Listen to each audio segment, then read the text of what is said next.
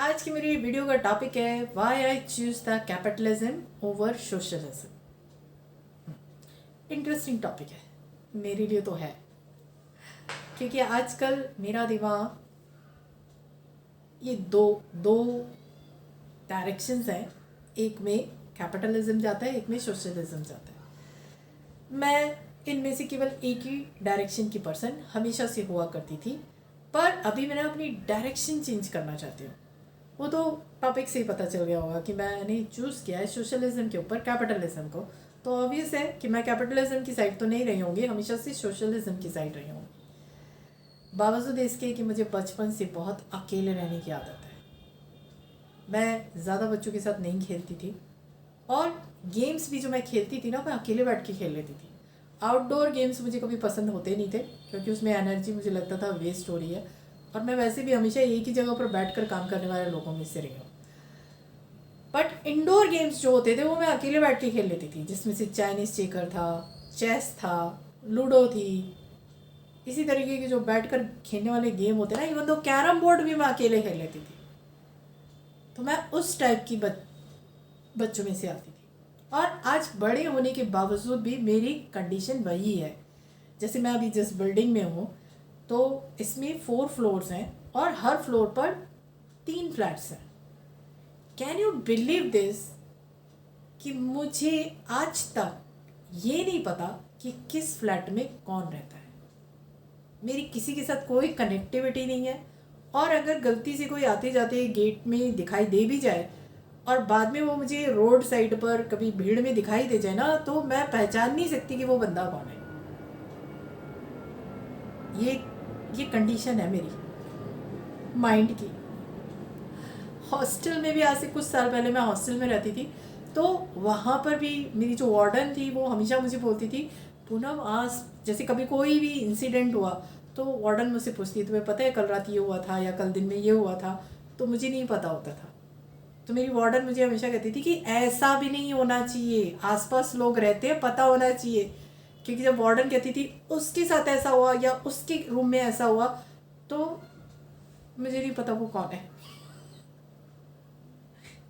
हाँ, मैं ऐसी हूँ, मुझे सच में पता नहीं होता। पता होता है कब? जब कोविड जैसी सिचुएशन आ जाती है, तब मेरा दिमाग जाएगा, अच्छा उनके घर में कोविड है, चलो उनको सामान चाहिए पहुंचा दो, उनको कोई हेल्प चाहिए वो पहुंचा दो, तो मुझे पता होता है। हॉस्टल में भी मैंने एक रूल बना रखा था। जैसे कुछ वुमेन थी जो बहुत लाइफ में स्ट्रगल कर रही थी, तो मैंने खुद अपनी तरफ से ये रूल बना रखा था कि अगर किसी को पढ़ना है, देने के लिए फ़ीस नहीं है, कोई बात नहीं, मेरे पास आ जाना, मैं तुम्हारी फ़ीस पे कर दूँगी। और मैंने की भी है। मेडिकल पॉइंट ऑफ व्यू से अगर कोई बीमार है, पैसे नहीं है, मेरे पास आ जाना, मैं ट्रीटमेंट करवा दूँगी। और मेडिसिन का एक स्टॉक तो मेरे पास हमेशा ही होता था। जब भी वहाँ पे भी 4 फ्लोर्स थे, तो जब भी कहीं किसी भी फ्लोर पे कोई बीमार होता था ना, तो मेरी जो वार्डन थी वो हमेशा कहती थी, पूनम के पास भेज दो, पूनम के पास मेडिसिन पक्का होगी। इसी तरीके से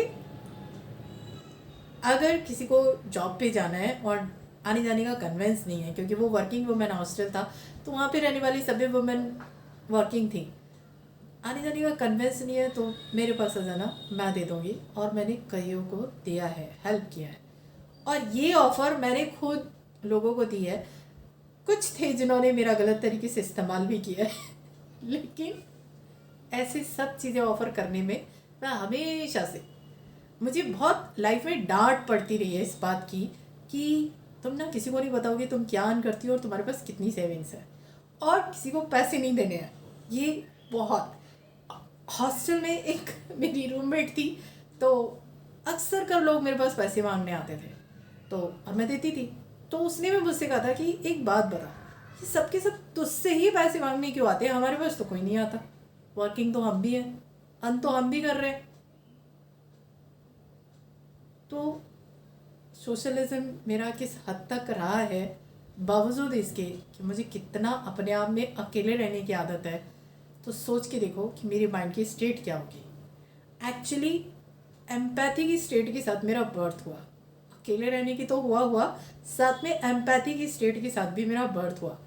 और उस कंडीशन में क्या होता है कि दूसरे को जो प्रॉब्लम है प्रॉब्लम, स्पेशली प्रॉब्लम वो उसको इतनी अटैक कर रही है या नहीं कर रही है, उसकी प्रॉब्लम मुझे ज़्यादा अटैक करती है।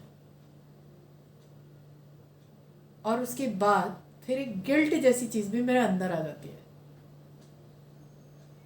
मैं बस इसके लिए इतना ही कर पाई। ये उससे भी बड़ी एक प्रॉब्लम है। कहते हैं ज़िंदगी में कुछ भी क्रिएट करो अपने अंदर, गिल्ट को क्रिएट मत करो। और गिल्ट भी कैसी कि मेरे को इससे ज़्यादा इसकी मदद करनी थी पर मैं नहीं कर पाई। और उस टाइम पे मुझे रियलाइज़ होता है कि काश मैंने पैसे कमाने के बारे में सोचा होता। तो ये चलती है मेरी दुनिया। अब आते हैं मुद्दे की बात पर, कैपिटलिज्म। अब रिसेंटली मैंने एक वीडियो देखा जो जीरोधा एक कंपनी है, उसके को फाउंडर निखिल कामत का था।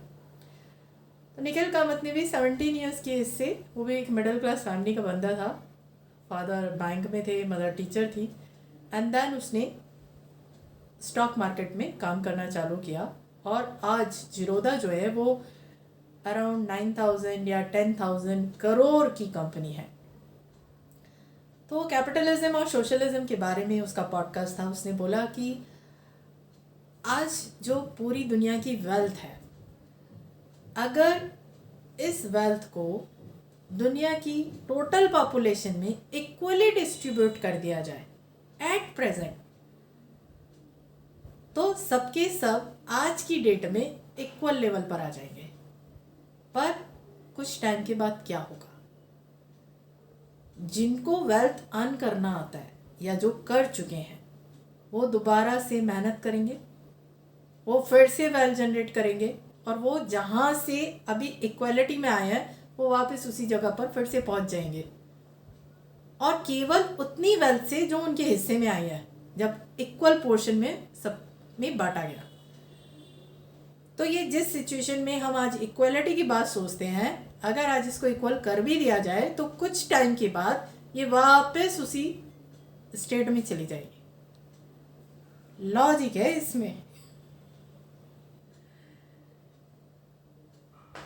एस्ट्रोलॉजी के अंदर बोला जाता है कि destiny, everything is already destined. लेकिन मैं जैसे हिंदू धर्म को में हूँ, हिंदू धर्म में जो सबसे होली बुक मानी जाती है, पवित्र किताब मानी जाती है, वो मानी जाती है गीता।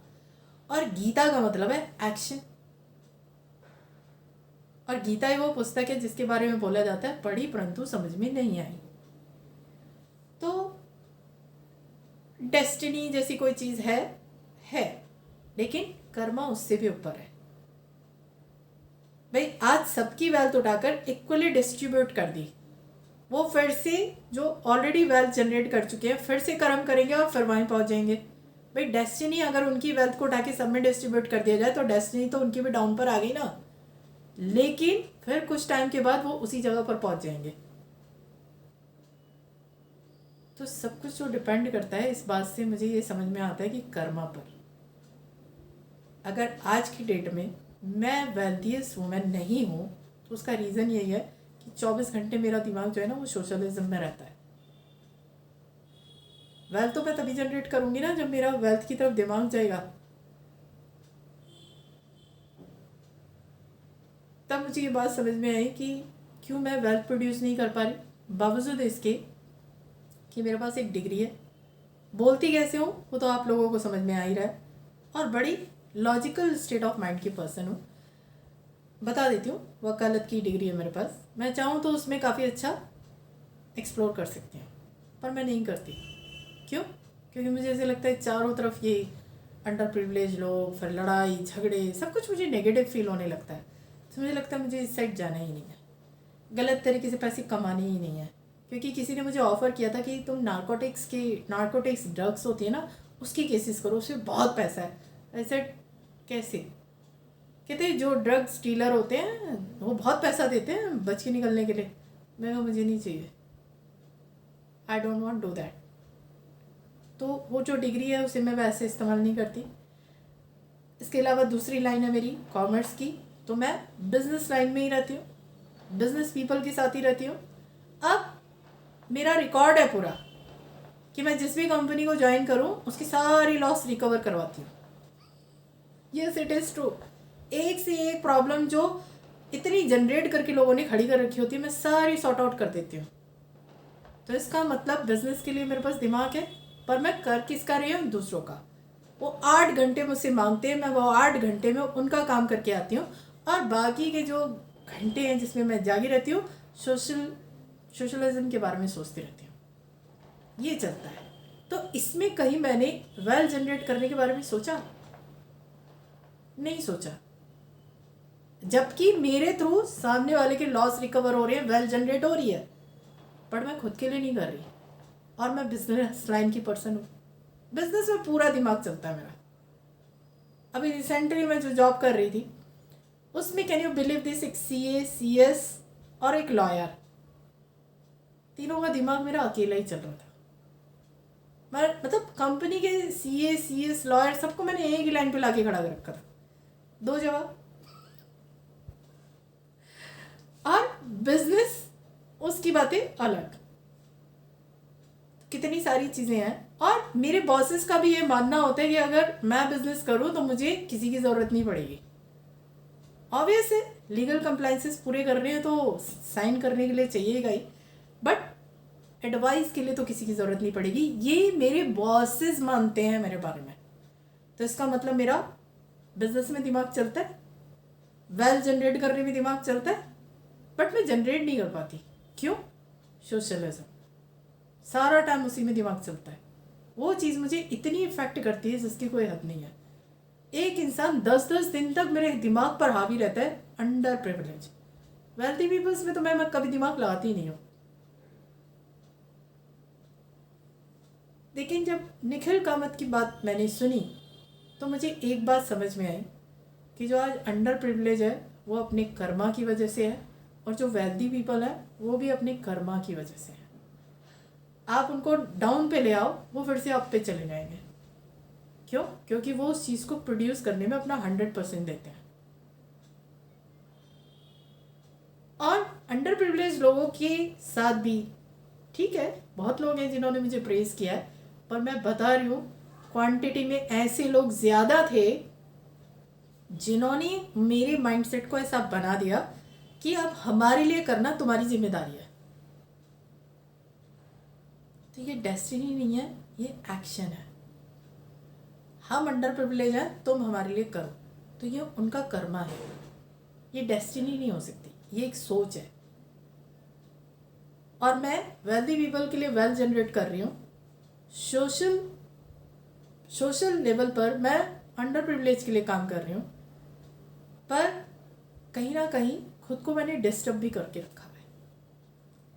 इसीलिए मैंने जब निखिल कामत से मैंने ये पॉडकास्ट में सुना तो मुझे लगा कि मुझे सोशलिज्म के ऊपर कैपिटलिज्म को चूज़ करना चाहिए, मुझे वेल्थ जनरेट करनी चाहिए।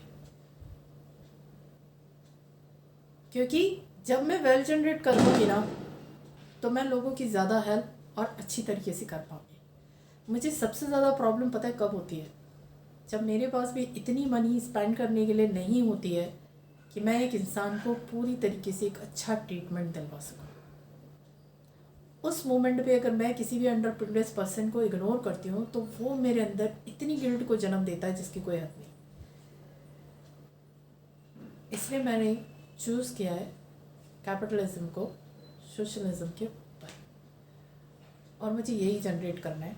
और आजकल मैं पूरा दिन लगकर इसी बारे में सोचती रहती हूँ। ऑफकोर्स मेरे पास है, क्योंकि मैं जैसे बुक्स पढ़ती रहती हूँ, उसमें पैसिव इनकम वगैरह सबके बारे में बताया जाता है। तो यस, मेरे पास है वो चीज़ जहाँ से पैसिव इनकम जनरेट हो सकती है। पैसिव इनकम का मतलब होता है जब आप रात में सो रहे हैं उसके बावजूद भी आप इनकम जनरेट कर रहे हैं। इसीलिए मैंने चूज़ किया है कैपिटलिज्म को सोशलिज्म के ऊपर, कि मेरे को अपना माइंड उस साइड डाइवर्ट करना चाहिए ताकि मैं अपना सोशल वर्क ज़्यादा अच्छे से कर सकूँ। तो यही शेयर करना था आज मुझे। Thank you so much.